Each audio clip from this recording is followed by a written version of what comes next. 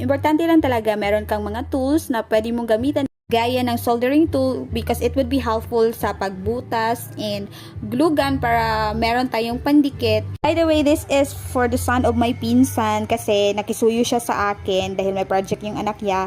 Tapos, hindi siya mahilig sa ganitong bagay, hindi siya marunong kaya nag-try siya, nag-reach out sa akin, nag-chat siya if pwede ba akong makagawa. So, I never say no kasi forte ko to and I love doing crafts. That's why ginawa ko ng paraan kahit may Sarah akong binabantayan.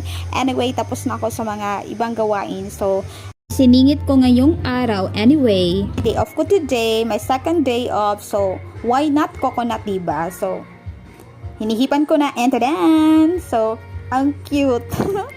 That's it. One of my fortes is doing crafts like this DIY. Thank you for watching everyone. Follow for more. Okay, bye!